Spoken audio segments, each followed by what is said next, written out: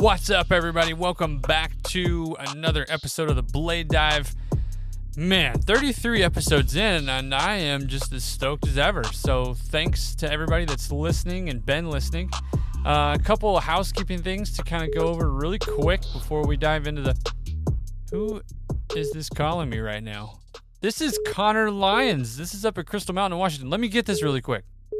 Connor, what's up? Parker, how goes it, man? Connor Lyons has joined me today on the Blade Dive podcast to discuss all things that are Crystal Mountain. Connor is the grooming manager at Crystal and is currently got a few positions up there that are available. Thanks for taking the time to talk to me. Yeah, thanks for having me. Mainly, I'm looking for a terrain park groomer. Also looking for a terrain park hand crew, day staff, supervisor. But really, I'm kind of, I'm curious to talk to anyone who's interested in coming and grooming at Crystal Mountain, man, because it's such a cool place to be. It's the biggest, baddest place in Washington, and I think it's a little bit underknown, so I want to come show some people a good time here. In my opinion, and I've often thought this, I mean, you've got Seattle close by, You've got Tacoma close by, and your closest town near Crystal Mountain is Enumclaw. What is it like living near the mountain but not necessarily at the mountain? It's cool because it's a little bit more of a relaxed pace compared to other big like mountain mecca towns. You can still go out and go and party in Seattle and be there in an hour if you want, or you could be up at the mountain shredding quiet away from people, so it's really centrally located that way. If you like mixing it up like that, it's a cool vibe, and I love it a lot. I think it's perfect for someone who's kind of maybe a little bit over the super chaotic, hectic, tourist-filled towns, that you find in some other places. Yeah, for sure. And you live in Enumclaw yourself, correct? Yep. Nice. So it's not like we're asking your opinion and you don't live there. I definitely live here now, and I love it, man. It's so fun. Right up the road is Crystal Mountain, and you and I were chatting earlier about just its proximity to Rainier, and you brought up a really good point because I hadn't even thought about this. Rainier is so huge that it's basically, I wouldn't say casting a shadow, but it is in all its glory above you as you're doing your thing wenching at Crystal, which that has got to be a trip. Tell me about that. I mean, it will occasionally cast a literal shadow across us, but when that happens, it's usually because you're watching one of the most mind-blowing sunsets you'll ever see from up there. I tell you, man, when you get up to the top of the mountain and see, the top of a 14,500 foot mountain, and then look down, to 2,000 feet, and you're seeing that 12,000 vertical feet of elevation change, it will blow your stinky groomer socks right off your feet, dude. It's amazing. Well, I've got to preface the conversation a little bit too. Connor, this is not Connor's first podcast, and Connor's definitely been around some incredible names in the industry. Landing at Crystal inevitably and is stoked on where he is, but Connor and I had the chance to catch up and chop it up and host the PNSAA's Groomer Operations Roundtable for their podcast, which was really rad. We had all kinds of folks on there contributing to that episode, which was amazing. But I bring all that up because as a person of management, in a management role, you're hiring for a terrain park groomer position. You're willing to talk to anybody who's interested in being a part of your team at Crystal. But how does that successful candidate grow in an opportunity like that at Crystal Mountain? Well, I think that's like one of the cool things about where we are at Crystal right now is that we're really in a phase of growth here where there are management opportunities and leadership opportunities like popping up as we grow, So if you come here and prove yourself for a good season and show that you have what it takes and you want to try to take on some more responsibility, there's room for that here, and that's definitely something we're looking for in people, and it's a really good opportunity. Well, I mean, I think that I preach that on the podcast and being able to set people up for success by helping them understand how they're going to be valued and what the expectation of them is. So really kind of shedding a light on what's possible there at the future at Crystal, which I think is very, very intriguing, man. That's awesome for anybody that's interested in pursuing an opportunity with you. We did discuss housing a little bit, but what do you got there as far as just whether it's, and I think there are two reasons for really asking this question. I think it's important. One, let's say you got somebody that's trying to get up there, can't find a place immediately. Is there any way that you can set them up for a period of time, short period of time until they get theirs? Absolutely. I mean, that's what I did when I came to Crystal Mountain. I came to Crystal Mountain. I'd never even heard of the place before. And they set me up, and we have on-mountain housing that is super duper convenient, pretty cheap.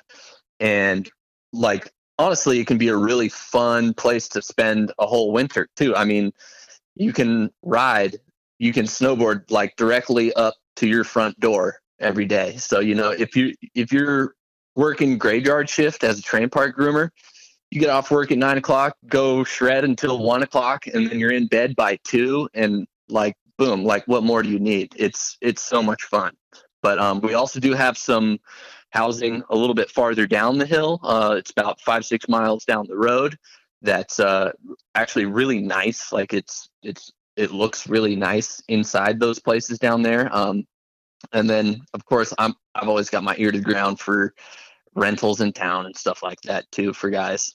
And then I got to ask, too, because I know what it's like to, interact with you. You and I have had a good time just connecting over the last couple of months, really. But what is it like to work for you as a manager? I think probably the thing that might set me apart from some people is that I try to be a little more hands-off where I can. I've found that one of the coolest things to experience is when you kind of tell a guy, all right, man, like go nuts, like give that a try. And they get really stoked about doing something that's their own, that they take ownership of, And I've found that that's when people really tend to do their best work, when you let them take ownership and do something that they think is cool. So I think for me, that's something that, I think people like that. And it's been cool to watch for me too. A really big question that I'm always interested in is the training aspect of stuff, and I'd be curious to know how at Crystal you're improving upon your already in place operator training, if you have any, to better the experience and engage the person that's going to come up there and work with you this season. That's something like where this year now we have an additional supervisor role, and that's so we have more people who are out there showing guys the ropes, spending a lot more seat time with them. That's another thing where like this year, that's why I've been hiring so many more people this year, is so that me and other supervisors and stuff can spend more time in the seat with guys and just, shooting the shit, doing whatever. And then, oh, look, hey, try this, man. This might help you out. I think we've invested in that pretty well this year. What type of equipment are you guys running up there? And does the qualified candidate have to be able to run any type of equipment, or is it just Snowcats? Or are we talking yellow iron machines? What are we talking about? We certainly could be, like that's another thing, like another opportunity for growth here is, like Crystal Mountain being sort of isolated, way up the road and everything. We need all the help we can get in the summertime, so there could definitely be a home for the right candidate doing summertime work, be that, if you're a carpenter or if you're an equipment operator or lots of different things, there's definitely opportunities for year-round work up here. We got a relatively new, I think it's maybe 2 or 3 year old park pro for that train park grooming position. On the free grooming and winching side, we've got all PB 600s. But yeah, our fleet is updating, and we're getting some of the newer stuff now, and it's sweet to have. One thing that I think is super important to know would be where you want people to head to apply for these jobs and contact you. crystalmountainresort.com. You'll see the little employment tab down at the bottom there. Apply online, and then boom, that application comes in. I'll ring you up. I want to talk to you. Connor, I just want to take a minute and say thank you so much again for jumping on the podcast with me to talk about all things that are job opportunities that you're hiring for at Crystal, man. Thank you. Yeah, thanks for the opportunity, Parker. I'm stoked. Okay, you heard Connor. If you are interested in applying for an opportunity, a job at Crystal Mountain with him in the terrain parks or grooming, anything on the snow over there that involves machinery, sounds like he's got some rad stuff happening. You're going to want to head over to crystalmountainresort.com, follow the employment tab, and send in your application. Okay, couple housekeeping things quickly before we jump into the interview. This podcast, episode 33, is sponsored by Crystal Mountain. Huge shout out to them for supporting us and allowing Connor and I to talk about job opportunities there. Okay, my guest today is Ty Weed, and if you don't know Ty grew up in Canada, specifically country-wise, but he's a pillar, if we want to call him that, of the Arena Snowpark agenda and what they have accomplished most recently.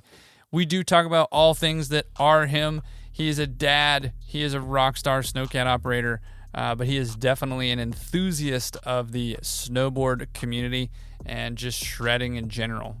We talk about the word stoke and really kind of what that means, if that was his initial drive towards being in and around the terrain park arena.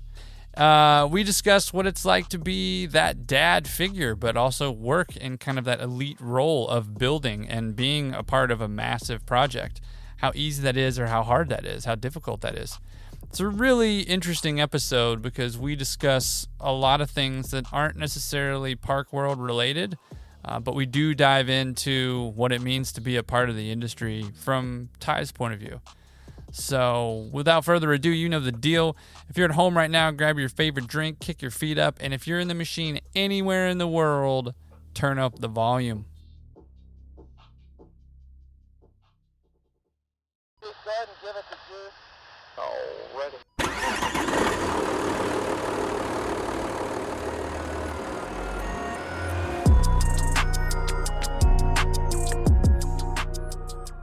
What is up, everybody? Welcome back to another day, another beautiful day. Feels like fall outside, at least in the Pacific Northwest, where myself and my guest is just right across the border up there in Canada. I could reach over there. We're technically doing that via the virtual booth, but it's Ty Weed. So stoked that he has joined me, taking the time out of his evening where he could definitely be sleeping instead of talking to me.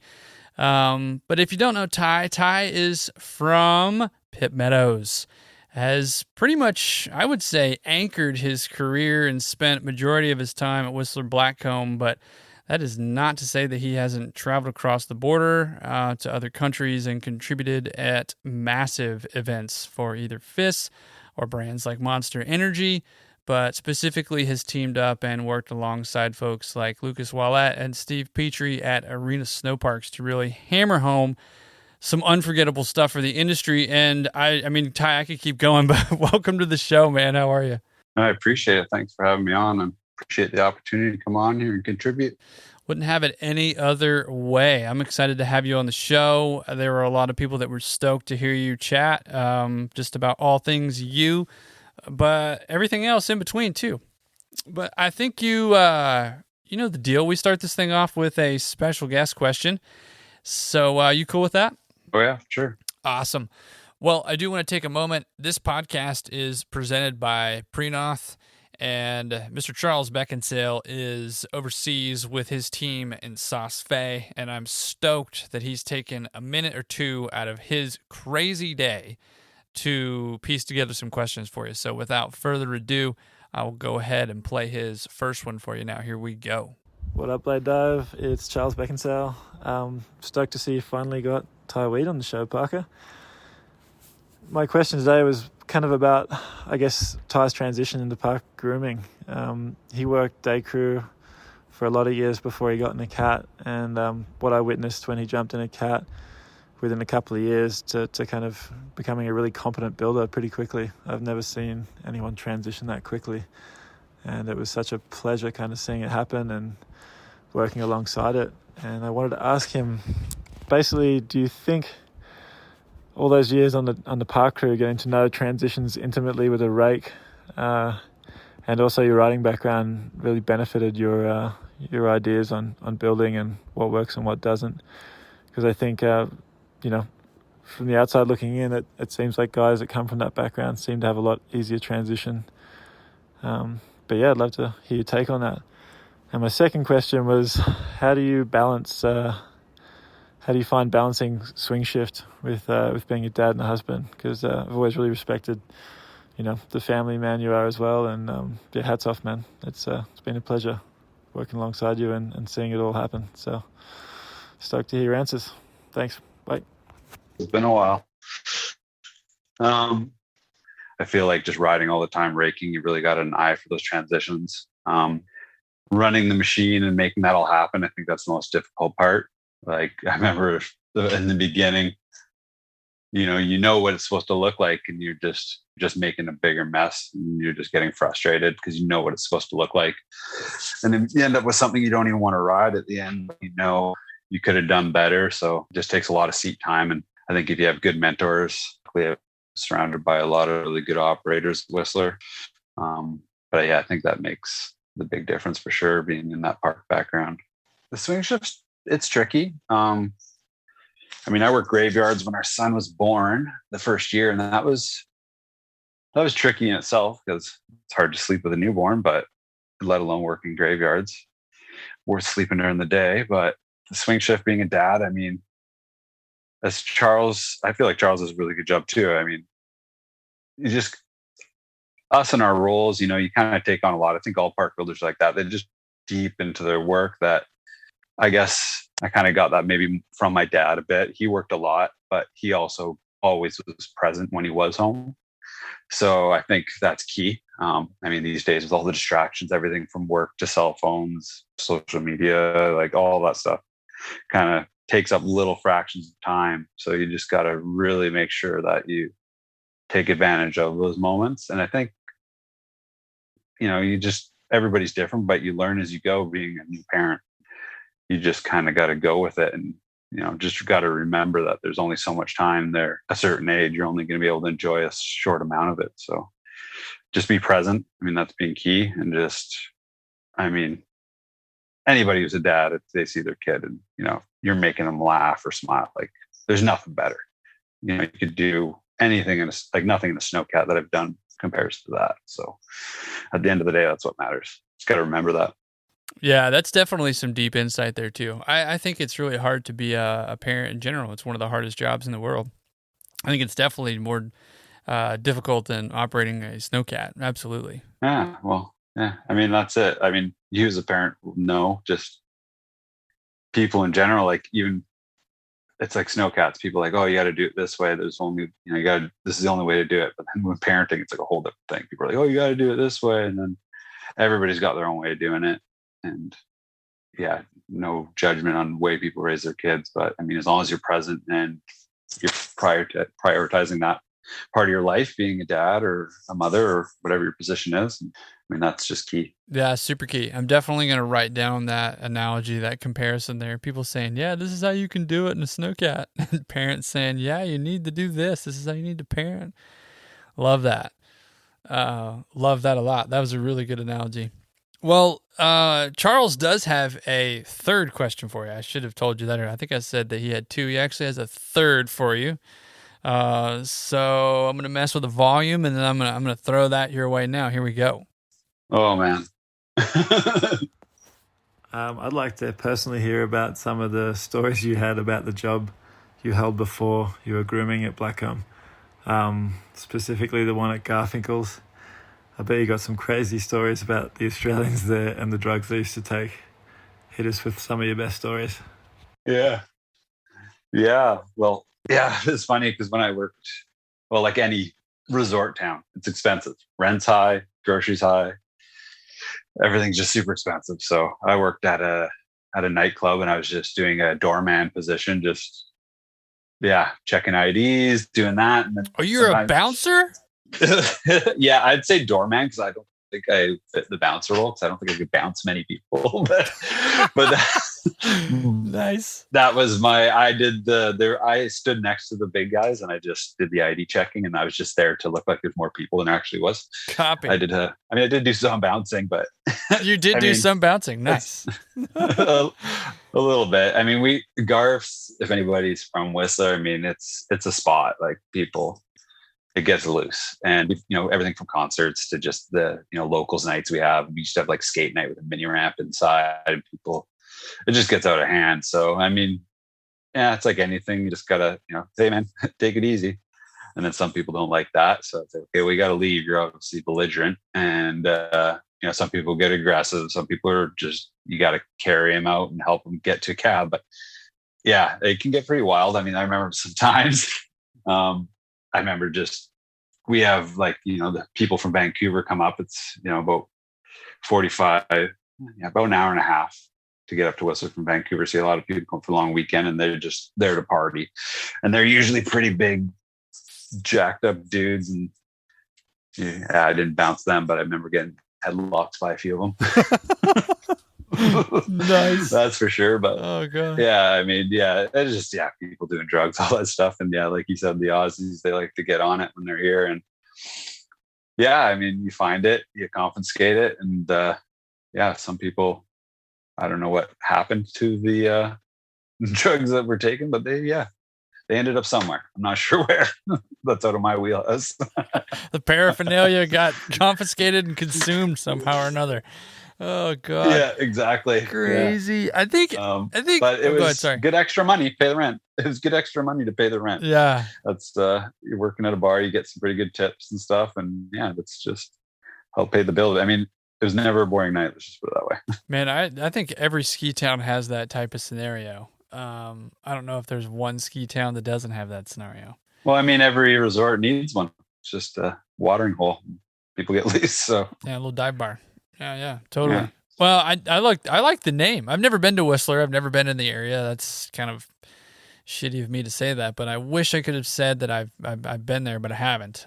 It's a pretty amazing place. It really is. And yeah, I thought it was cool that Charles wanted to contribute, and he had some thoughts and some insight, and they were pretty deep. And so huge shout out to him for contributing for sure. Yeah, it was awesome to hear from him. You mentioned something too, just about school. We were chatting offline before we jumped on here, and kind of Mount Seymour and volunteering there and doing your thing. Like your teacher kind of picked up on the fact that, school wasn't really your jam, but you were interested in trying to go out there and at least be a part of the park and anything that was associated with it. Was that, I mean, how do I put this? Was that really kind of the point where you knew that you could take what you could do with a rake into a machine? I mean, was there already an interest in trying to be a part of the scene that way in the Snowcat back then at Mount Seymour? Yeah, for sure. I mean, it's always had just a really good snowboard scene. I mean, just all the riders that came out of there and just the scene. It was something you wanted to be a part of. So I feel like going in somebody who grew up riding a couple resorts in the area, that was one I wanted to be more of a part of. And doing that job, I was able to ride with friends and then also take care of the park and make everything, as good as it could. I mean, it was only after school program because my teacher got me into it. But yeah, I mean, my teacher saw I had no interest in school. I mean, I did the bare minimum. I just wanted to skateboard or snowboard, and she saw that. So her being that volunteer patrol role at Mount Seymour, she saw an opening for me, which was taking some first aid courses, doing patrolling. And then to the point where she's like, like you're a park rat. This is the place for you. So yeah, I mean, that's pretty much, that was right up my alley. And I mean, I did that for a little bit just to get my free pass. And then, I mean, it got me my foot in the door. And then luckily I was able, as soon as I was graduated, I applied to Whistler Blackcomb's park crew. And I mean, having that little bit of experience helped for sure. Although at the time, Stu Osborne, he hired me strictly on the basis that my last name was Weed. He told me later on. Which is just like the reason he brought me in for an interview was because my last name was Weed. He's like, I gotta just, like, is he lying? Like, I gotta meet this guy. It's pretty much like how I got the interview, which I thought was hilarious. But yeah, I mean, it helped. So, well, that's not the reason why I wanted to interview you, but I'm trying to relate really that what I'm seeing online and what's available to people to look at of what you've created, compared to where you've come from. You're putting out your finished product for people to look at, but you know what it took to get there. You understand what the process is, and we've talked about processes a lot on this podcast, and understanding that it's always interesting to kind of look at what people have to offer for what they can build on social media. But I want to go somewhere different with you. I want to use the phrase the stoke, and I want to use that phrase because is that maybe a term or two that you would use to describe how you felt when you were going through that process, or maybe sharing it? Or is that term maybe how you would describe the initial interest in operating snowcats? I gotta ask, because that term is just thrown around, I feel like, loosely nowadays. I feel like some people have different definitions of it, but I wanted yours. I mean, the whole reason I got into just terrain parks, like I just wanted to ride. I mean, everybody's stoked to ride. I mean, that's why you get into it. People that, there's the people that do it on the weekend. There's people that, do it a couple of times a year, but then there's people who want to do it every day. And they get drawn to resort towns. And I think stoke is a lot to do with it. And they want to be a part of that industry. Some people fall into being a lifty. Maybe they're just serving drinks at the local bar, but they'll still be able to ride most of the day. I think a lot of that, the stoke is what gets people there for sure. For me, I mean, that was it. I just wanted to ride all the time. And I was, I grew up riding a lot of powder and stuff like that, but I always, park was just, it was fun. It was just something it was like a skateboard park. I really liked skateboarding growing up, and skateboard tricks are harder. Snowboarding to do the similar tricks felt easier. And it was just, I just wanted to progress, and I wanted to be, like everybody had a little dream of being a pro snowboarder one day or something. So, I mean, that's what I wanted to do. I just wanted to be on my board. And, and then at the same time, while chasing that dream, I fell in love with just parks in general, like shaping things, and to the point where I was eventually got the opportunity to get in a cat. But I mean, to be honest, to this day, I still like getting behind a vert shovel or a rake. It just, you can do a lot in a cat, but sometimes it's just nice to get on the tools too. It's interesting the phrase the stoke, because everybody talks about sharing it, and everybody talks about promoting it, and everybody talks about using it. And I'm not saying I'm going to get in trouble by discussing it now with you, but I got to give a shout out to if you haven't listened to it yet, I highly recommend it. It's Matt Barr, and Leslie McKenna just gave a incredible interview with him. I should say contributed an awesome conversation with him, and one of her points had to do with the stoke. The stoke is this to some people, that to other people, and a lot of times the stoke is really the feeling of when you're just so at peace almost. I know I'm butchering this and kind of paraphrasing it, so forgive me, Leslie, but when you feel the most comfortable is when you feel supported. You're either making enough money, or you're piecing things together enough in life to where they are simplistic, almost to where you enter this kind of flow state of being, where you're that excited about what you're doing for either a living, or what you're participating in, or how you're participating in it. I just thought that was a really mind-blowing take on that whole phrase, because it's, when you dissect it a little bit, I kind of agree. It's definitely interesting to think about how the stoke can be a very coined phrase, but it could also be a very poetic phrase at the same time, very intimate phrase at the same time too. But it's termed differently by others. That's why I was curious. It's what was your definition of the stoke? And from what it sounds like, you're very vetted and invested in your initial experiences, and you're stoked to have had them.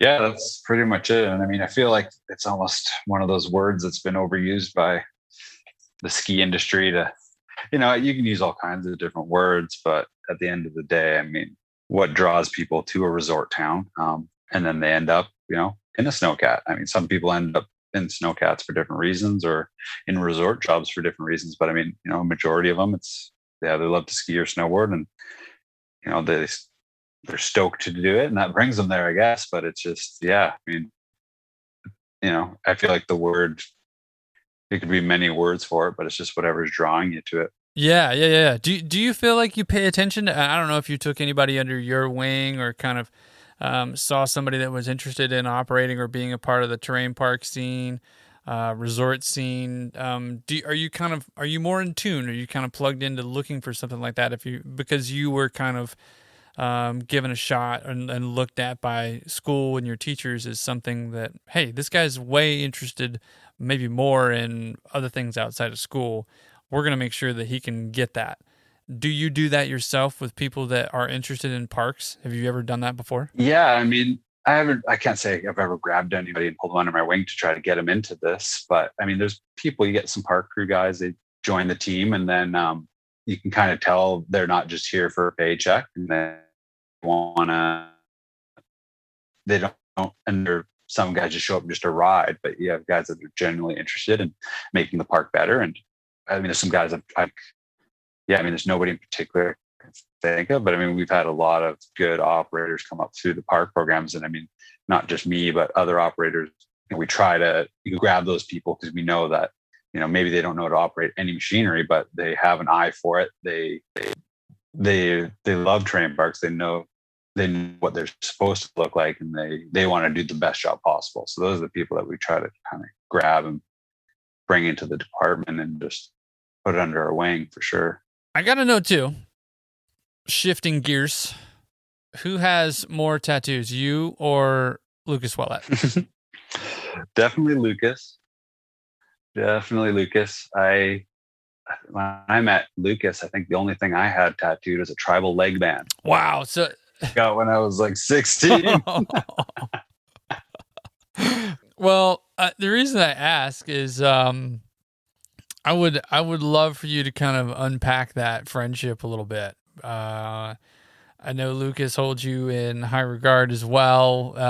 Just, if you want to throw some dirt back at him, you can too. But maybe fill us in on that friendship a little bit. It's pretty rad. You guys are connected. Yeah, I mean, kind of almost taken off when I moved to Whistler. Like maybe it was my second year and his first year. I can't remember exactly, but we met just, he was a park ranger, and it's one of those things, like we just kind of like right off the get-go, we got along.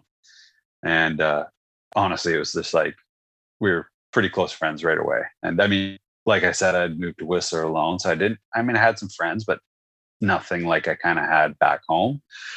So when I met him, it was just it was hilarious. It just worked out. I mean, he was just fun to be around.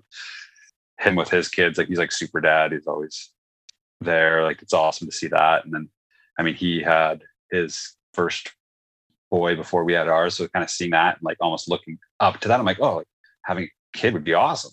I never really thought about that before.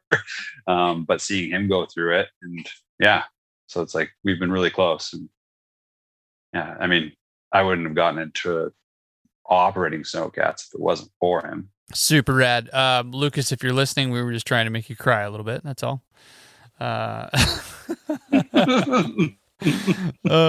He's definitely got all kinds of stories that he threw my way. One of which I will go ahead and play for you right now. He's your next special guest question. So I'll roll it. Here we go. Hey, Blade Divers. It's Lucas here. Parker, I'm a little surprised you wanted to hear my shrill voice again on your show, but thanks for having me.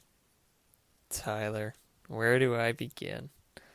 When we first met as park rangers on Blackcomb, you looked just like Eminem, and I kind of looked like Joan Jett. But for some reason, we had this great bond and became brothers. We shredded together, filmed in the streets and backcountry, were roommates, rode motorcycles, and built parks together. Even became husbands and dads. Done some fun shit over the years, man. And I was even there when you broke your back. One of the times, at least. Throughout the years snowboarding, you've eaten your fair share of shit. Concussions, smashed knees, broken femur, ribs, twice broken back. So maybe you can talk about some of those fun times, like when a runaway ski and again a snowboard took you out while opening the park on Blackcomb, or when you made it onto MTV for snapping your femur in half. It's fucking disgusting. Anyways, thanks guys. Love you. Yeah, I'm a shit magnet. I don't know what happens. I never got hurt as a kid. And then I don't know what happened. Once I hit 20, everything past that, I started just destroying myself.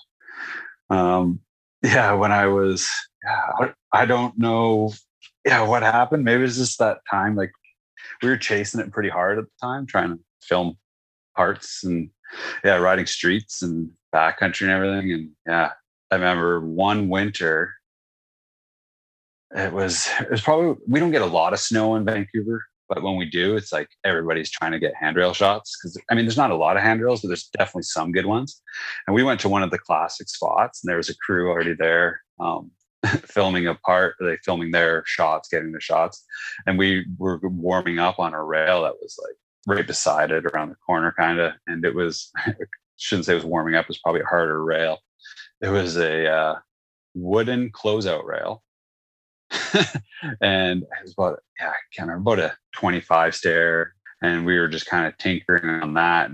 And I kept coming off to the outside just because I was terrified to go to the inside. And then one time I just committed to the rail and I just thought I broke through the 2x4 rail. And then I just looked at, like, right away, I was like, just broken femur, just snapped it right in half, right above my knee joint. And then that was the beginning of just injury after injury. I mean, coming back from the broken femur. The broken femur was bad. That's the worst pain I've ever been in my entire life. Was it a compound fracture, like through the skin? Like you could see it? Was it sticking out like fucking gnarly or?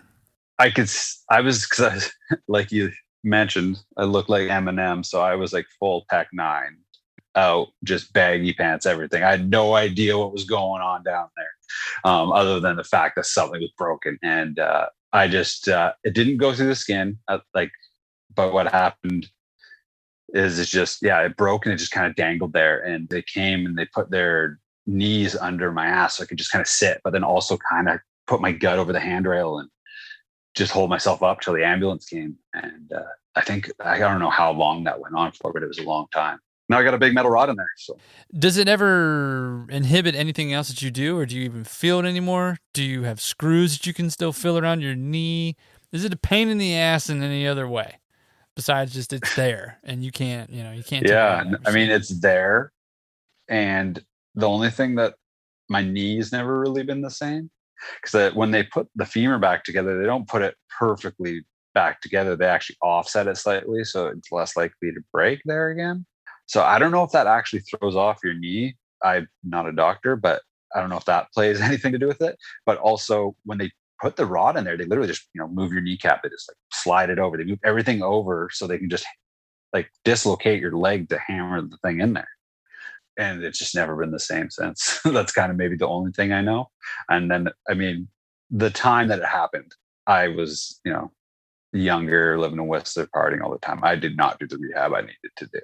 Okay, I don't need a cane anymore. I can walk. It's a little bit of a limp, whatever, but I can do it. Okay, I can get back on a snowboard, then I just stopped. So maybe if I would have done my rehab, it wouldn't have been so bad, but it's definitely haunts me every once in a while. I want to keep the mood light. I want to dive into some questions that Casey Anderson has given us. I'm stoked that he's contributed, so I'm going to do the 1-2 punch with Lucas and Casey, and then we'll dive into more. But here we go. I'll play the first question from Casey. Let me pull it up. Hi, Ty. I've got a question for you. Have you ever seen a wombat fighting with a blue buck while grooming?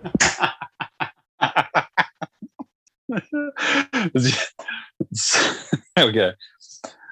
Wombat is Casey. Casey got that nickname working a couple seasons in Australia. They called him the Wombat.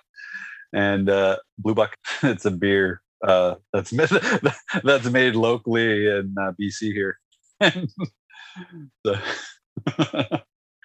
and that's classic Casey right there.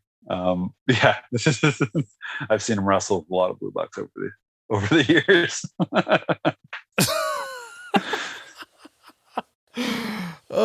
Oh man. Well, okay, so I have to back up. It's really cool to kind of hear about Casey third party via I gotta pull it together here. Via stories from like Tristan Bates, Charles Beckinsale. Gosh, who else? I know. Oh man, who was the other person? And Jake Keiko. All these people have definitely kind of filled me in on how awesome Casey is. So yeah, it's really cool to hear Casey's voice on the podcast finally. But so the wombat pretty much fought with the blue buck. It was pretty much it could be a W or it could be an L depending on how. I mean, I don't know. How do you determine the winner there? I don't know. I know he crushes a lot of blue bucks. I think he's on top. Consumption being the winner. Yeah. Copy. All right. Well, Casey has another question for you here. I will play it now. Hi, Ty.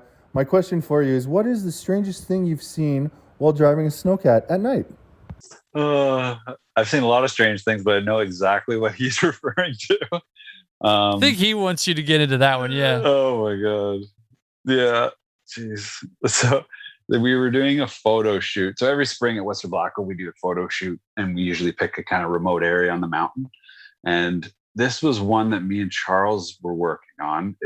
He was that big whale tail feature that he had built. Oh yeah.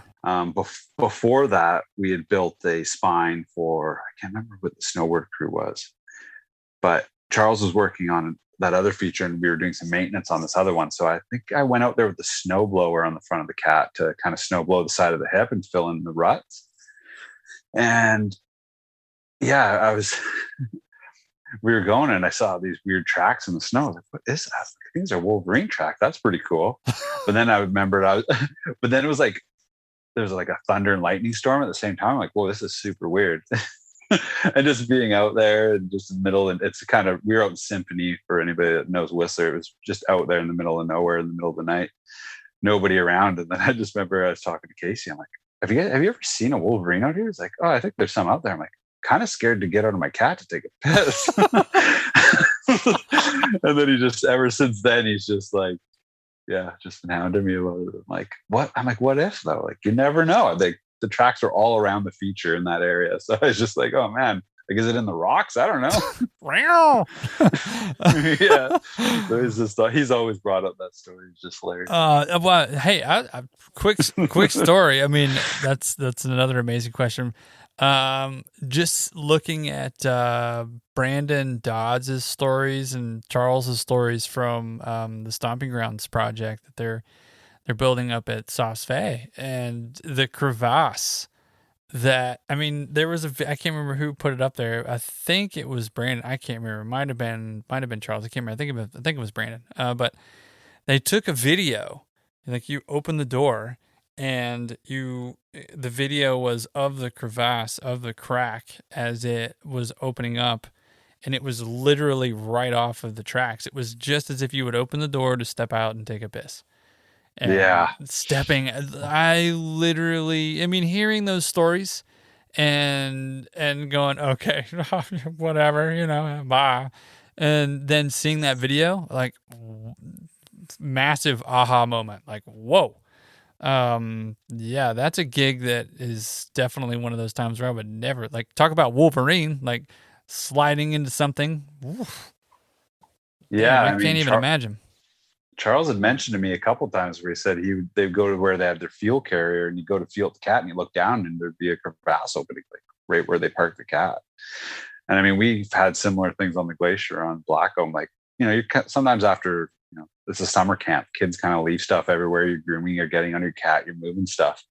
But there's a couple calls where it's like, you're just wondering, like, you don't think about it at the time, but thinking back and just thinking in general, it's like, oh wow, like I could just fall through a crevasse of them, because there's a lot of snow bridges up there just covering a lot of them. So you just wrong spot, wrong time.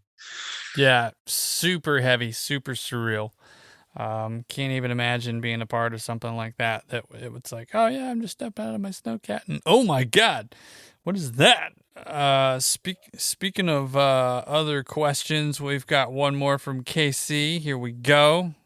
Hi, Ty. Park grooming can sometimes be filled with big egos. How do you keep yourself so grounded and down to earth? That's the thing. I mean, when you're working in parks, I mean, everybody, you don't just get into terrain parks because you need a job. Most people get into it because they love it. They love snowboarding. They love terrain parks. Maybe they have an interest in machines, whatever it is. So I feel like almost right off the bat, everybody's kind of on the same page, and everybody kind of, works as a team. Sometimes you have people that aren't team players, kind of like anywhere. But I mean, I think luckily where I've been, I haven't ran into that too much. But I mean, I've definitely had my moments where, you build a couple of good features and you're like, oh, wow, like I feel like I'm getting pretty good at this. And then all you have to do is build one shit sandwich, and then it's just downhill from there. And you're starting over. It just humbles you right away. And yeah, I mean, you have to work as a team. You can't take on too much. And I feel like the best park programs that are out there have good teams that work together. They know that, and they know that there's not just one person building the park. There's, a whole team behind it, from the day crew to the guys in the, cutting the pipe, and then the guys repacking the park after a big snowstorm. Like, everybody's involved, and everybody's just trying to, make the best product possible. Out of all the projects that you've ever worked, I'll preface it with this one first. Out of all the projects you've ever been a part of, big brand names like Monster, Redbull, Matchstick, which one has been your favorite? That's my first one. Which one was your favorite? I mean, a lot of the projects that we've done, they've all had their unique challenges. And I mean, I think my favorite projects are usually the ones that are most challenging, just because it just changes it up. But I mean, one of the coolest ones that we did is we went to Revelstoke, and we did it was a Red Bull kind of little park edit for Sean Pettit. And we built these really unique features. We built like a wall with a hole in it that he could jump through. And we built like a wave style oververt quarter pipe, like kind of tranny hit, and just some unique features. And being able to like kind of work with a rider who had a very unique vision. It was really awesome. Another operator that I went along with was Chris Turpin. He used to work with us in grooming the terrain park on Blackcomb, but he's also a really good skier, local guy. And he's really good friends with Sean, and we built that project. And that was probably one of my favorites. We were building in tight quarters around trees, trying to not make it pop out as a feature, but almost blend into the landscape a bit. And that was probably one of my favorite ones, just because of the challenge, doing it in the spring and just working with a rider that had a vision and just trying to get to that point where he was like, that's what I want. So that was probably one of my most memorable ones. And I'm drawing the contrast between what's memorable and maybe what's something that you walked towards and were a part of that you never expected to learn anything from. What was maybe that project? Maybe it was a time where you had all these things underneath your belt, all these different opportunities and skill sets that you developed over the course of your career, and you were walking into this one, you were like, yeah, that's a fucking home run. I got that one in the park, stoked. I'm here, I'm making, some good money doing this, but I'm with my people, I'm with my crew, with my homies doing my thing, and I'm stoked to be here. We got this one in the bag. Maybe it was something like that, but the contrast from what was the favorite, did you ever have one that you were a part of that you didn't really think that you were going to walk away from learning something, and you inevitably did? Yeah, I think, honestly, like, it was a lot earlier before I was running Snowcats, but I mean, it would kind of be the 2010 Olympic pipe.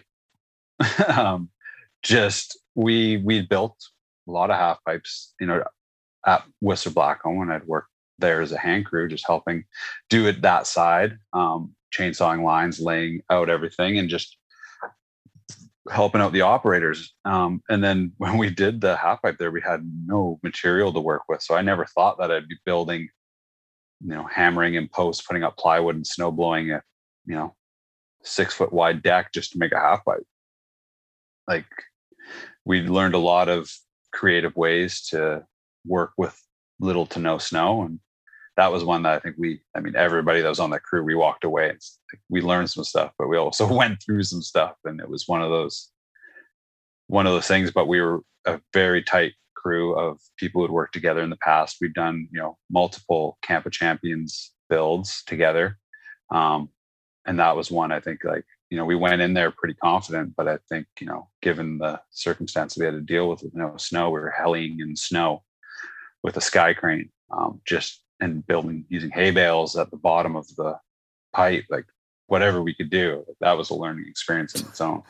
Oh my God. Lucas is like blowing up my phone right now. He just sent me a photo of you with a Pokemon ball and a big sausage in your mouth. Fuck. This is for my 6-year-old birthday. Oh my God. Oh, Lucas. Sorry. Yeah. No, I think that sorry, gotta get back. Pull it together. I think it's really hard sometimes when you're walking towards, when you're going to do something like, it doesn't matter if you're going out during the night for the shift or you're a part of a larger scale project. There's some people that aren't going to be on board with what is there to participate in and be a part of, the goal. And it's always funny to me when people are that way, because I know I've been that way. It's like, yes, I'm here. I'm doing this. But a lot of times, some of the coolest things that I've ever gotten off on that I've been a part of have just been running the fucking sled, like shuttling athletes. I remember that vividly back in the day at June, and it was like, hey, shuttle the sled laps. Here you go. Have fun with that. That's a little thing that you can do, but it's a very big responsibility. And I remember learning a lot doing that. I mean, hell, I almost pulled somebody's arm out of their socket doing it. But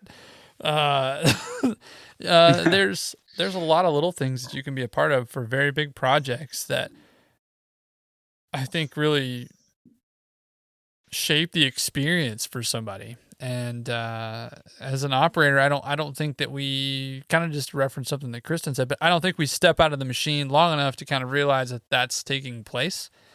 So it's really cool that you're actually picking something that you weren't necessarily, big time player in the machine as an experience like that. Yeah, I mean, just being involved, that's the beginnings of all of it. I mean, anything from getting your first job as a park ranger, rake and takeoffs just in the park. But I remember getting those little opportunities to be the guy who got to do the shaping on the photo shoot jump. Even just doing like the hand shaping, like that was like the thing. Like that was a good opportunity. It was awesome. I mean, to be around, that level of athlete was awesome. And watching, tricks that you've almost never been done go down sometimes. And you're just seeing the progression of sports like skiing and snowboarding, just being a part of that. It's awesome. It's a lot of the reason why a lot of us do it, or some of us just do it so we can build the stuff that we want to ride. Coming up with creative parks for just the general public, which is obviously just as good. But every experience is unique, and just being a part of it, I mean, it's just awesome. And then there's all different ways to be a part of it. Everything from the snowmakers that are just pumping out snow to build just to get our jump line going, and then seeing the people enjoy that the rest of the year. I know there's a lot of snowmakers that are super pumped to be a part of that. So we'll see if this works.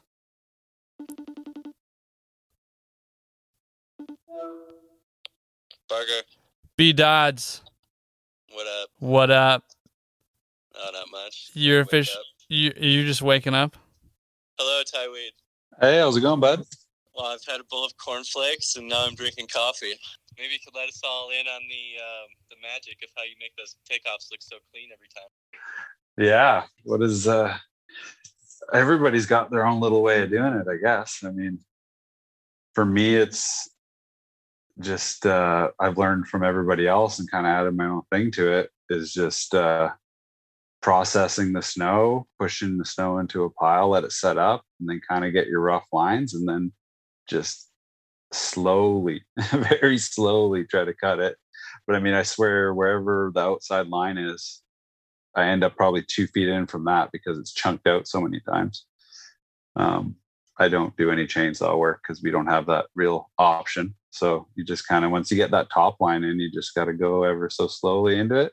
And with those new park pros, you pretty much anybody has the patience, I think they can do it. That's really stepped the game up, I think. Yeah, that's changed the game. Before you used to have your wings at the perfect angle, your blade at the right angle. Now it's just cuts like butter, those things, as long as you don't bend them moving rails. Do you realize we're talking in 3 different countries right now? We're talking in Switzerland, Canada, and the United States. This is amazing. Yeah, that's pretty crazy. It's pretty awesome. Covering the globe. Wow. Yeah. Amazing. Absolutely incredible. Hey, Brandon, I just want to say thanks so much for contributing again. As always, you're amazing. You're a boss. And if you want to have another coffee or a bowl of cornflakes or something like that, have at it. Yeah, right on. Thanks. I'm definitely gonna have another cup of coffee. Hey, thanks for hitting me up, and Ty, I'm super stoked you're on here, so it's gonna be rad to listen to your episode. And thanks, man. Your cuts are always so clean. I love watching it. Thanks, man. Well, I'm stoked to see what you guys come up with out there. Every year it looks amazing, so I'm stoked to see how this year works out for you guys. Thanks, Brandon. Yeah, no worries. Have a good one. That was rad. That was awesome. How do you think you've helped provide maybe a clearer path for how people can pursue an opportunity in the snow industry or the park world?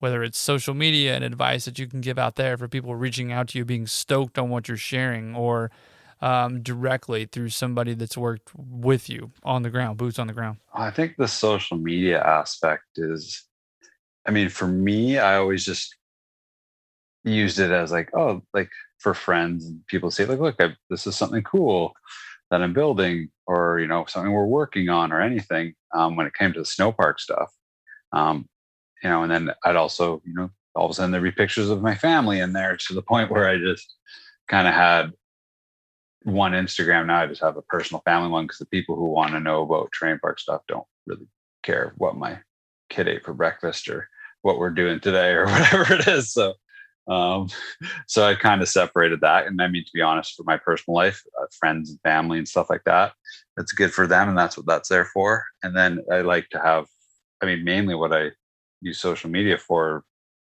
is just, I guess it's like showcasing the work that you've done. But it's also, for me, the huge key is just for the riders that are local and they know that there's been changes to features. If it's in my Instagram story, or if it's in my feed in general, what I'm posting, and I just try to, that way people know, like, oh, that jump's changed. Because we've had a snowstorm, and sometimes people just don't realize it's different. And hopefully everybody pre-rides something before they actually ride by it, but a lot of people don't. So I like to give them that opportunity to at least check. Like, a lot of guys will check in the morning and see if anything changed. And that's kind of what I use it for. And I think over the course of time, I've had a lot of people reach out to me through social media to be like, hey, like how do you get into doing this? Like, this looks awesome. Like, people are really stoked to see like what you can do with snowcats. And I think I've helped some people for sure, just kind of point them in the right direction, as far as a lot of people what kind of schooling is there that you can take. And I kind of just have to tell them, unfortunately, you're just gonna have to start as a park ranger somewhere and just put in time, because we don't have any programs, we have nothing. I feel like there's a lot of people that want to get into this industry that just don't know how. There's no clear path. Everybody's path is completely different from the other. So, social media, I think, is something from all the guys that I know that I follow and post stuff. Like, I love seeing the stuff that they're doing. And I think a lot of people follow that, and that they see that, and that's like, oh, people can make a career out of this. So I think it's pretty cool what social media has done for a lot of it. And obviously what people are posting, I'm not posting the stuff, I post some stuff, but I'm not posting all of my garbage that I built. I'm usually posting something, I'm like, oh, this came out really good. So it's obviously, makes it look like you're doing things, quality work consistently, when it's not even close to the case. It's trial and error, like a lot of things. There's a lot of stuff that takes a couple of days to dial in, or sometimes you just got to start over.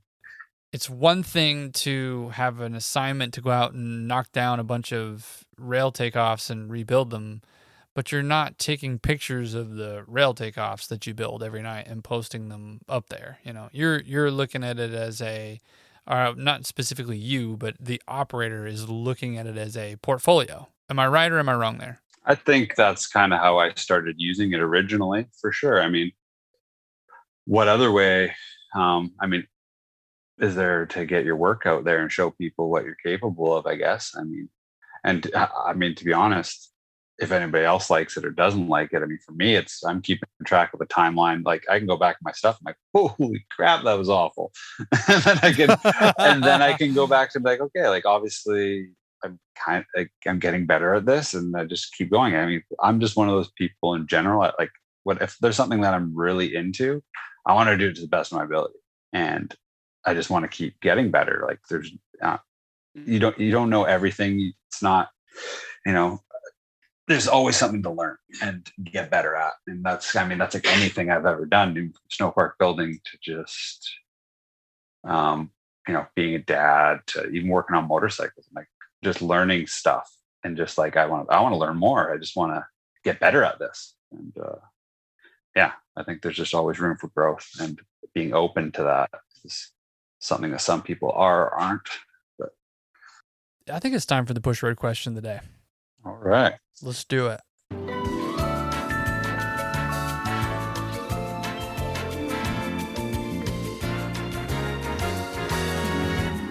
The push road question of the day. That is right. The push road question of the day. I say this every time, but it's definitely my favorite part of the show. And today's push road question of the day is sponsored by Crystal Mountain in Washington, the beautiful Pacific Northwest state of Washington. One thing you should know about Crystal is that they're hiring, and that's what we talked about early on in this podcast with Connor Lyons. If you are interested in working at Crystal Mountain this winter, hit them up. Head over to www.crystalmountainresort.com. Look for the employment tab. Send them an app. Talk to Connor. It'll be great. Ty, there are a lot of people that have contributed to the push road question of the day for you.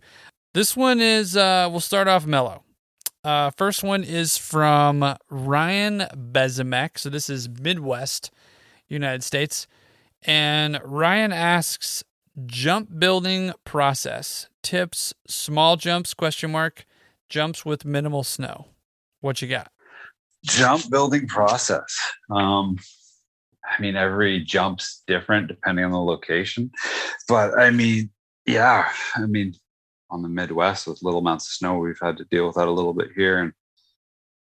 And sometimes you got to build a jump that's only 2 cat passes wide, and it's maybe got to take off to one side or whatever it is so you can maintain it. But generally just try to get a good spot with a good in run. Every kind of resort has its staple spots, and sometimes you can go outside of that, but just trying to get a good spot with a nice safe in run with a good spot to get a nice long landing. I feel like at the end of the day, the takeoffs look cool, but it's the landings is the hardest part.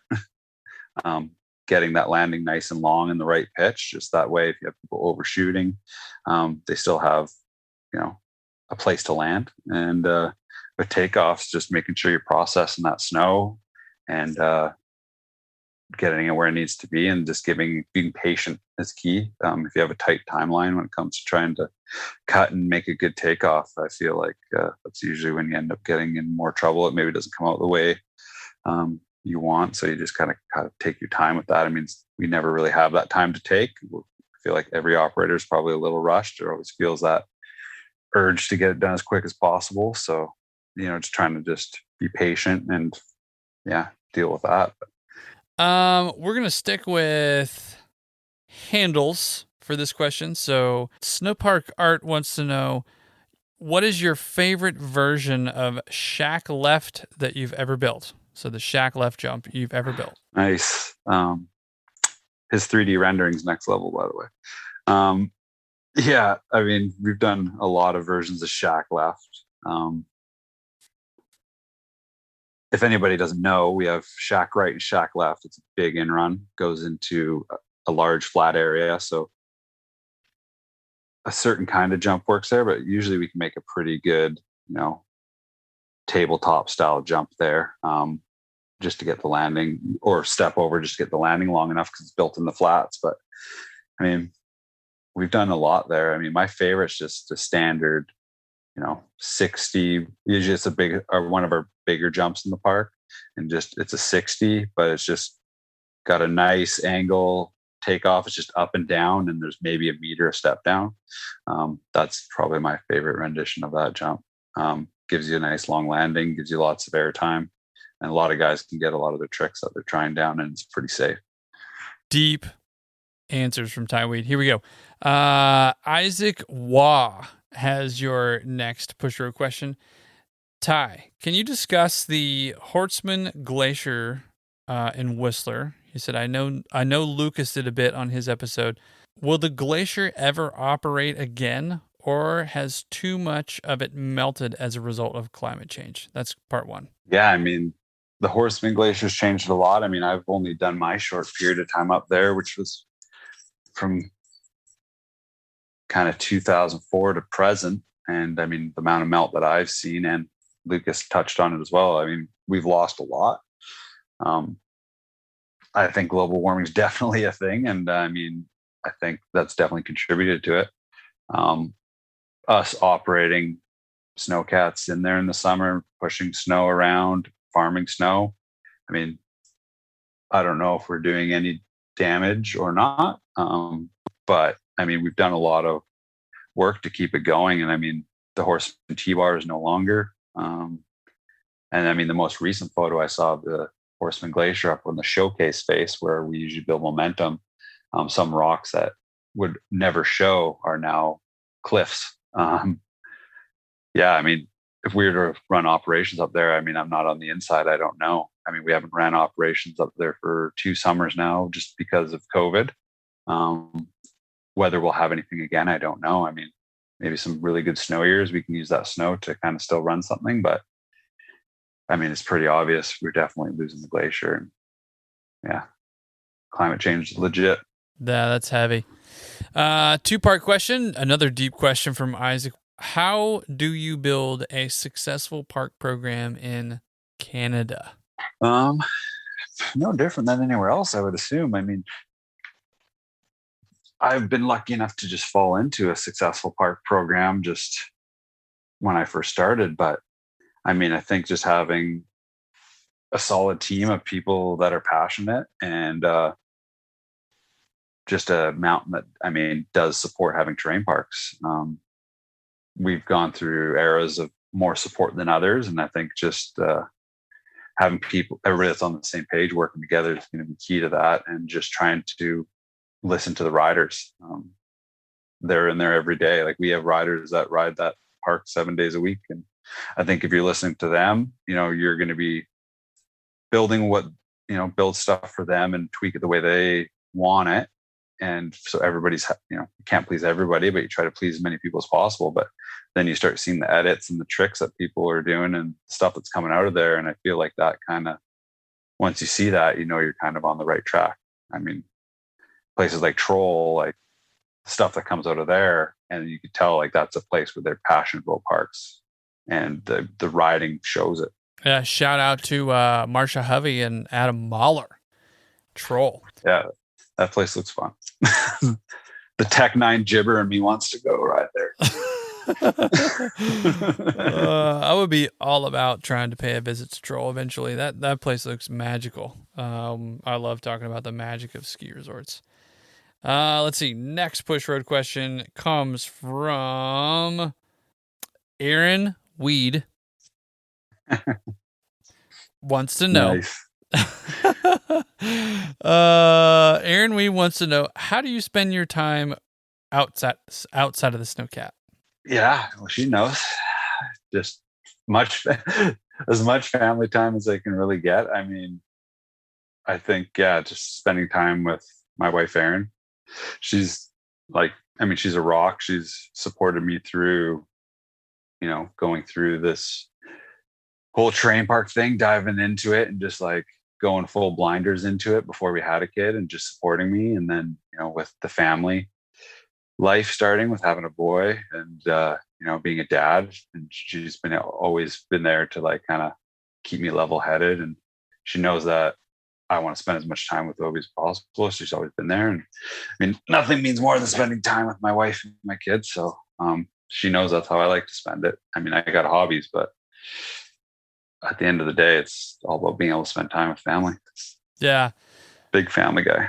Shout out to Aaron. I think that there are definitely not enough shout outs that are given to the moms, to the ladies that put up with all of the bullshit that comes with a operator.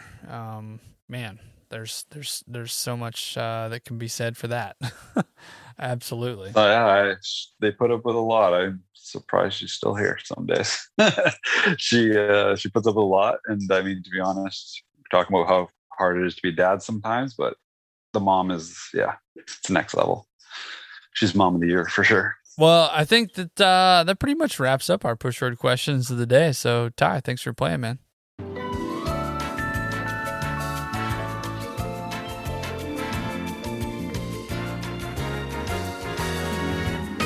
The push road question of the day.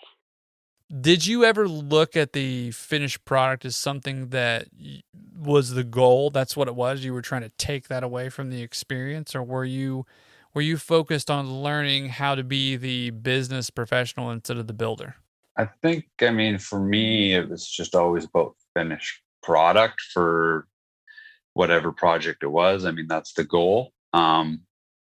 Obviously, big picture, you're doing it for your program that you're working with. But I mean, for me, I guess I take it day by day, project by project, and everything we do, and just trying to, do the best we can to provide a quality product and make it safe for everybody. I guess I don't think too far ahead, to be honest. I just take, it's probably my wife drives her crazy because she likes to plan everything out, but I just like to do day by day and just don't think too far ahead and just concentrate what's in front of me. Obviously you need to plan ahead a little bit, but I just take it step by step and go through it. And that works for me. And so with people that I work alongside, I feel like we're kind of on the same page with that. And I feel when you have a good crew and everybody's on the same page, it just makes everything go smoother. If you run into a situation, everybody's got a level head, you get through it.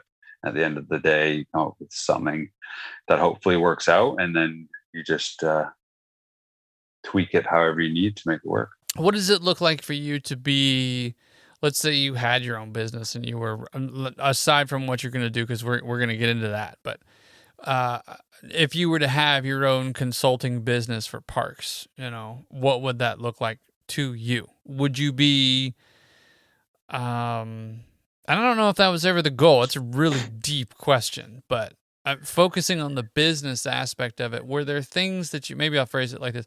Were there things that you ever took away from your experiences operating Snowcats that helped you in the business world? There's definitely some things. I mean, as far as networking and talking with people and just being, listening, just bouncing ideas off one another and just, working as a team, that's definitely helped. But for me, I mean, I was never taking anything from the business side of it. I mean, for me, when it came to working in terrain parks, I mean, I never had the goal of having a consulting business or, even doing anything like that on my own. I just always enjoyed being a part of something, like in whatever aspect it was. But to be honest, the responsibility of taking on something, I think, for one person is a lot. And that's why it's great to just work with a great team. And I feel like ego plays a lot in anything, especially in a job. But I mean, for me, to be honest, I've always just had the attitude of be a good human. Just, I mean, have I done some stupid stuff? Oh yeah, for sure. But I mean, in the grand scheme of things, is just be a good human and just be nice to people. Like, it's a very simple thing, but to be honest, I've been on many job sites, just working construction, for instance, or even, with grooming. You have people that, you look at and you say, yeah, that's probably not the way that I would do things. I'll take that and just remember, file that somewhere in the back of my head and be like, yeah, that's not how I want to run my business. But yeah, I mean, I think just being a decent human, and that's just like the key. It's a very simple thing, but for me, I don't overthink anything. I be myself, and yeah, just be nice to people, and whatever you put out there, you kind of get back. I guess you could say I believe in karma in that way. Just, you do. I mean, I've done my share of things that I probably regret, and I think I've probably had to pay for those in some respect. But if you throw out good energy, I feel like you get good energy back. Obviously, everybody wants to know, and I do too, and maybe it's a really simple answer, but what defines you outside of the snow industry, Ty? Like, who is Ty Weed outside of the Snowcat, outside of the snow industry? That's always a tricky question every time. I mean, I do overthink things, but at the end of the day, I don't. I'm very, I'm just all about the simple things in life and just enjoying those as they come. And I mean, family, that's what I am outside of the whole snow industry. And that's where I'm at now. And I mean, that's where I want to spend a lot of my time. I mean, that's why I've kind of changed career paths lately, to spend more time at home with my family. And, it's a big change right now, but I think it's definitely where I want to be. And that's where I want to focus a lot of my time into trying something new and being more present with my family instead of spending long nights in the Snowcat. Snowcat operators love their jobs. They're so passionate about what they do. They're so good at what they do. And if you could take yourself out of the Snowcat, what would be your dream job outside of the Snowcat? What would you do? Anything. That's tricky. I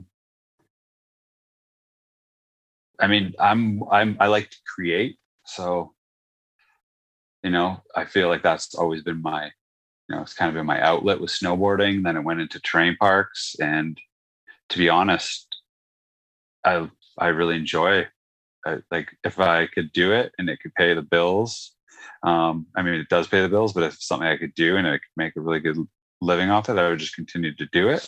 Because it's the industry that I know, but I mean, it's what I know. I don't know what else to say. There's nothing else that I'd rather do. If I were 10, 20 years younger, it'd be a whole different story. When you're a kid, you have all these things that you're thinking about that you would love to do. But I mean, for me now, it's hard to say. For me, I've always been one of those people that just doesn't matter what the job was. And I guess it was just the way I was brought up, is just put your head down, work, and do the best you can. And I mean, any job, I feel like if I outside of the snow industry, obviously it's what my passion is now, and it has been a passion a long time, but you just kind of step outside of that. And I think it would be the same. I would just have to get my bearings. I'd probably have to just do a job and put my head down and work at it and just figure it out. But, and I mean, to be honest, I could do anything from carpentry would be something I would love to do. Just making stuff. Like, I just enjoy like going, here's this pile of wood, to look at this. This is beautiful. Like, you've made a table, whatever it is. Or just, that's what, like, with being a Snowcat operator, you start with nothing and then look what you have. And I guess that's, I like to think about it as art in that way, but I like to create stuff from nothing. And that's kind of just something I've always enjoyed doing. Yeah, I think I agree. I think I would have to just like hard reset. Like, give me something that I could, like you were saying, like getting to the point to where you could go and create art.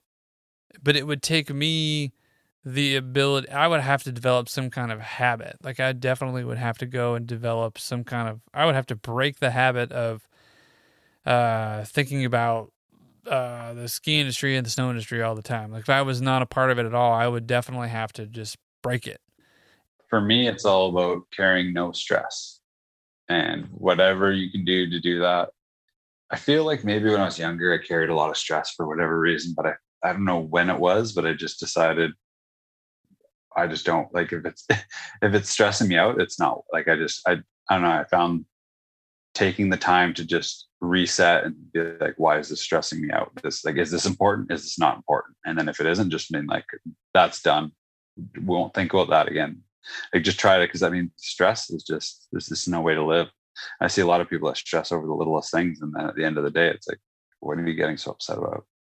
Okay, so I do have another special guest question for you. It is from Kyle Markman. Kyle actually has 2 questions.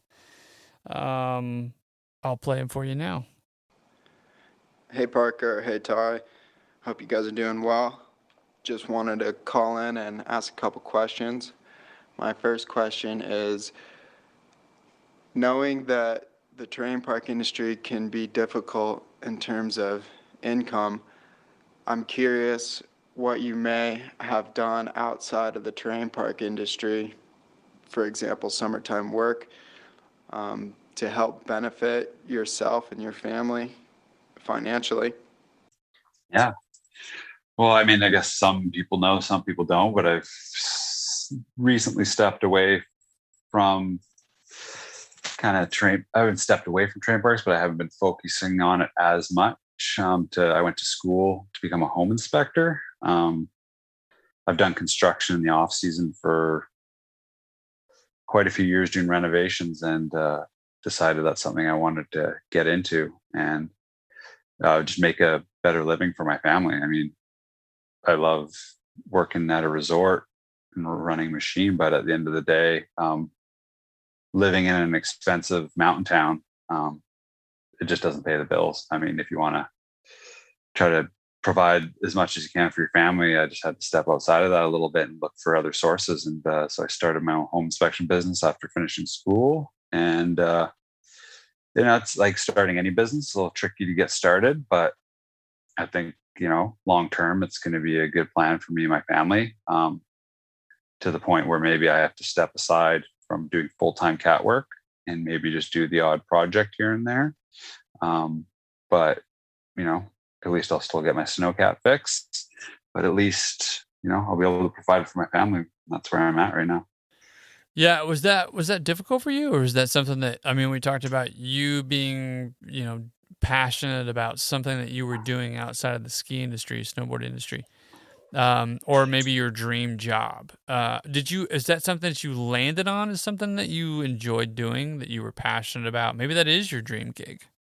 Yeah. I mean, I'm so just in the beginning stages of it. It's hard to say, but it is something I do enjoy. To be honest, it's probably nothing really beats being in a machine pushing snow around. It's something that I love to do, but it was hard to kind of, take more time off to kind of focus on this, and go into it just knowing that I could be in Snowcat, but it's what I kind of had to, in my mind, I had to do. And I mean, it's not nothing. I highly enjoy doing home inspections and helping people get the information they need to buy a home, because, it's, a lot of people go in blind and they can get themselves in trouble financially. So I'm able to help people, and that's something that, I really enjoy about the job. I can, provide for my family in a different way, which is helping. And for me, that's kind of ticking all the boxes. And it's something that I actually, like operating Snowcats. I'm happy to go to work, and yeah, I'm enjoying it. It's elevation home inspections. And yeah, I mean, it's just me, but maybe one day grow to a multi-inspector. But I mean, for me, it's just it's a good solo gig. And I mean, we're a pretty small market up here, but it gets busy from time to time for sure. Kyle has actually one more question, so I'm going to play that for you too. I'm curious to know if you guys have any employee retention or training programs, either at Whistler or something that you may have been a part of. Thanks for having me on the show, guys. Looking forward to hearing the episode. Yeah. I mean, we have forever it used to be, if you had to wait for somebody to retire to get a job operating a Snowcat, it was a very sought after job. But I mean, I think it's been discussed on here a couple of times, just the price of living in a mountain town is just too much for some people. They go into debt spending time in a mountain town if they're doing a season. And, we just can't keep operators. The wage, is better than some jobs, but it's also not paying the bills in the expensive towns. I mean, Whistler's ridiculously priced. for everything. So you're paying a premium to live there. And I think that's where we're having trouble with retaining staff. Accommodation's another big thing. A lot of people are being pushed out. There's no long-term rentals. The resorts are trying to help. Whistler Blackcomb's trying to get housing, but I mean, there's only so much housing that they can get. So, I mean, housing and an affordable wage is kind of the key driving factors to all that. I know you touched on it, but networking, how do you feel it's vital to your job as an operator? Or maybe it's within the home inspection thing. Maybe one transitions into the other. Did your networking skills within the snow industry transition into the home inspection side of things and being able to communicate with people? How do you see networking being vital to the Snowcat operator? Yeah, I mean, it's hard to say. I mean, networking is something I've personally never been very good at. But it is something that is definitely, I think it's beneficial. I've had to learn how to do it with my new business. You have to, kind of present yourself in a certain way and network with people just to get jobs, essentially, to grow your business. But in the Snowcat world, it's can't say I've had to do a lot of it, but you definitely have to learn to. Well, what if you took it down the route of interdepartmentally? Let's say, for example, does that make sense? Yeah, I mean, when you're working with other departments and networking with them, I guess, you got to be understanding to what they're dealing with on a daily basis. If it's snowmakers, patrol, and just, sometimes you want a particular thing done, they want something done, and it's not going to work out, but you got to kind of see it from their perspective. And I feel like seeing something from somebody else's perspective is pretty key. You can kind of get on the same page, and it is easier to network and to kind of come to an agreement on something. Yeah. I mean, being professional and, being approachable, I think are, things that you have to kind of be able to deal with and be that way when you're trying to work with other departments. I mean, luckily at WB, we've had it, as long as I've been there, our fleet department and the groomers, I think communication is a key. You're talking to mechanics, you go in, you say, it's not just like, hey, is my machine ready? It's, hey, how's it going? Like, you actually build a relationship with these people. And, a lot of, I feel like within our departments, a lot of us are friends outside of work. We're getting beers with a lot of people that we know. It's a small ski town, the mechanics and the snowmakers and the, the operators and the ski school people, everybody gets along and everybody, there for the same reason, really. I would be really curious to know what you think about the future of the snow industry, snowboard industry, ski industry, wherever you want to take it, equipment, etc. Where do you think it's headed? Well, I think it just, maybe going more towards the industry is for terrain parks. I mean, the era of building super big, burly features is kind of coming to an end. I mean, I think there's always going to be building safe, large features, extra large jumps for training for, people who want to be an Olympian, want to go into slope style events, big air events. There's going to be, areas that have that, but not every terrain park is going to have that. I think, gearing more towards transition features and stuff that's easier to ride as a beginner snowboarder, something that's not as intimidating, something that's more fun, something that's, you look at that and you're like, something like Holy Bowly on even a smaller scale for kids to, learn on.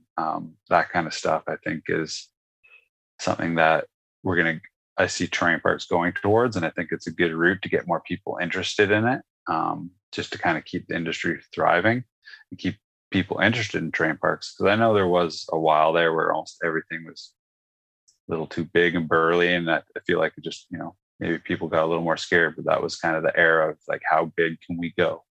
And I feel like we're trying to find that happy medium now, like, bringing back smaller half pipes, just bringing back more fun features. I think that instead of trying to build the biggest thing, I feel like that's going to be to get more people in there. I think that's going to be key, and I feel like we're heading in a good direction in that way. I think you still have to have a little bit of everything, but I think going that way is going to be kind of the future.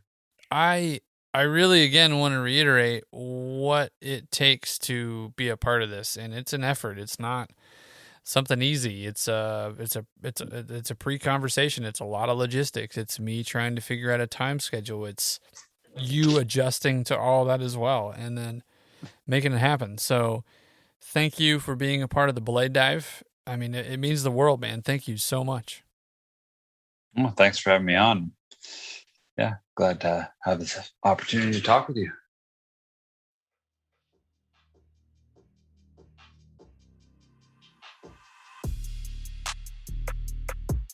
Huge thank you to Ty Weed, this week's Blade Dive episode. It was a pleasure catching up with him. Again, a couple of housekeeping things before we get out of here. If you have not already subscribed to the podcast, go ahead and do that. It truly does help out the show. Make sure you're following us on social media at The Blade Dive and tag us in those photos using the hashtag The Blade Dive or our handle at The Blade Dive. Always want to see what you got going on. And before we get out of here, I'm going to bring Connor back on, so let me grab him. And we're going to talk about those jobs one last time at Crystal Mountain. All right, Connor, hey, really quick, man. I'm stoked that you joined me on the podcast again. Let's run through those job opportunities that you are hiring for. If you want to list them out, shout them out, describe them, whatever you got. But what are you hiring for at Crystal? Run people through that again. We're looking for a terrain park groomer and then a terrain park hand crew lead over here. You can find them online, posted on the website, crystalmountainresort.com. Connor, thanks again for talking to me on the podcast. And yeah, man, best of luck this winter. Thanks. All right, you heard Connor. You can find those jobs at crystalmountainresort.com. Take a look, send him an application. Okay, you know the deal. Don't be a dick. Please fill your machine with diesel at the end of your shift.